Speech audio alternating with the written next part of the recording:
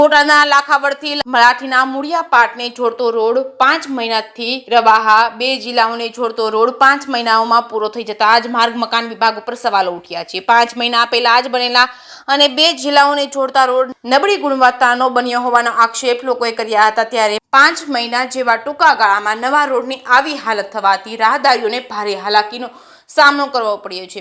ત્યારે ગ્રામજનોએ જણાવ્યું હતું કે આ રોડ હજી 5 મહિના પહેલા જ બન્યો છે, છતાં નવા રોડ ઉપર પેચવર્ક કરવાનો વારો આવ્યો છે। આવી નબળી ગુણવત્તાના કામો કરનાર એજન્સીના પાપે લોકોને તો પહેલા જેવી જ પરિસ્થિતિ ઊભી થઈ છે। ત્યારે આ રોડ ઉપર થયેલી કામગીરીની તપાસ કરવામાં આવે ને આમાં સંડોવાયેલા લોકો સામે કડક કાર્યવાહી કરવામાં આવે તેવી માંગ કરવામાં આવી છે। નામ પ્રતાપ ડાંગર, મારું ગામ લાખાવાડ।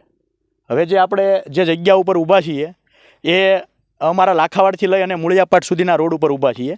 આ રોડનું સત્વારે કામ 5 મહિના અગાઉ જ હજી પૂરું થયેલ છે, પણ આ રોડની હાલત એટલી બધી દયનીય છે કે 5 મહિના હજી નથી થયા તે પહેલાં તમામ રોડ ઉપર અહીંયા તમે જુઓ છો તો ડામરના ખાડાઓમાં ડામરથી ફરી વખત ખાડા બુરવામાં આવ્યા છે।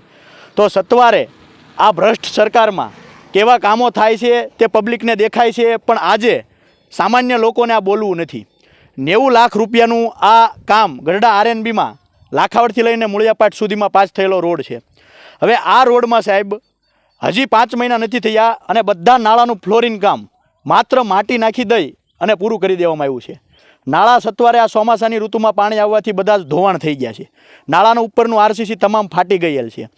આની રજૂઆત જે તે સમયે કામ ચાલુ હતું ત્યારે આના એન્જિનિયર સાહેબ છે ગઢડા એમને કરવામાં આવી હતી કે ભાઈ આ રોડનું કામ અને નાળાનું કામ ખૂબ દયનીય રીતે નબળું થાય છે, તમે આના ઉપર દેખરેખ કરો।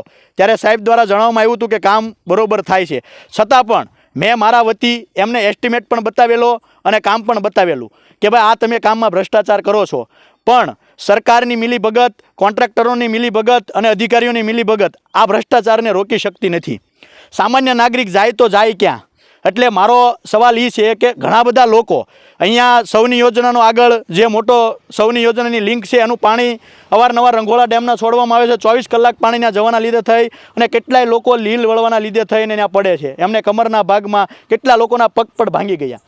પણ આ પગ ભાંગલી સરકારને આ સામાન્ય લોકોના પગ ક્યારેય નહીં દેખાય। તો મારું અને મારા ગામ વતી અને ત્રણેય ગામ વતી મારું એક જ છે કે આ જે ભ્રષ્ટાચાર થયો છે એના ઉપર તપાસ થવી જોઈએ। તમામ અધિકારીઓ જે આમાં પોતાનો ભાગ લઈ અને છૂટ્યા છે એમના ઉપર પણ તપાસ થવી જોઈએ।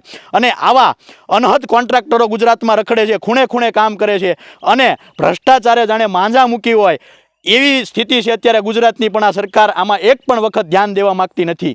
ખેડૂત અને સામાન્ય નાગરિક અત્યારે કઈ રીતે પીસાઈ રહ્યો છે એ તમામ લોકો જાણે છે। તો મારી ગુજરાતની જનતાને અને ગુજરાતની સરકારને, આ આંધળી સરકારને મારી અપીલ છે કે આ આંધળી સરકાર આવી અને આ રોડના ખાડા જોવે તો અને ખાડા પૂરે અને આ કામગીરી સત્વરે સારી થાય, ભ્રષ્ટ લોકો અંદર જાય એવી મારી અભ્યર્થના છે।